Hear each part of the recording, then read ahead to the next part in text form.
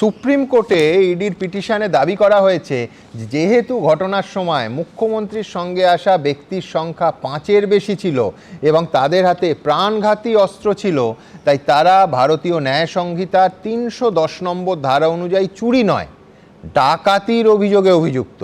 এর পাশাপাশি ইডির এই পিটিশনে আরও দাবি করা হয়েছে যে পুলিশ কর্তারা আবাসনে প্রবেশ করেছিলেন, তাদের কাছে পিস্তল এবং রাইফেল সহ আগ্নেয়াস্ত্র ছিল। মুখ্যমন্ত্রীর সঙ্গে যে প্রস্তুতি নিয়ে ঢুকেছিল এই সশস্ত্র বাহিনী, তাতে বাধা দিলে প্রাণহানি পর্যন্ত হতে পারত। কিন্তু আমার পরবর্তী বক্তা সজলের কাছে আমার প্রশ্ন থাকবে, ইডির সঙ্গে যে কেন্দ্রীয় বাহিনী ছিল তারাও কি নিরস্ত্র ছিল? তাদের হাতে তো আগ্নেয়াস্ত্রই ছিল এবং গোলাপ ফুলের তোড়া ছিল না। তাহলে একটা সার্চ প্রেমিসেস শুধু নয়, দুটো সার্চ প্রেমিসেস থেকে মুখ্যমন্ত্রীর গুরুত্বপূর্ণ নথিপত্র নিয়ে বেরিয়ে গেলেন আর তারা চুপচাপ বসে থাকলো। আমি গুলিগোলা চালানোর কথা বলছি না, সাধারণ প্রতিরোধের চেষ্টাটুকু করলো না।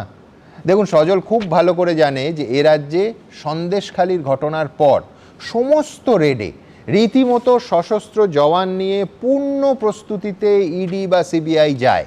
ইনফ্যাক্ট সজলের সঙ্গেও কেন্দ্রীয় বাহিনীর দুজন জওয়ান থাকেন, স্টুডিওতেও তারা এসছেন, তাদের তো কখনো নিরস্ত হয়ে আসতে দেখি না।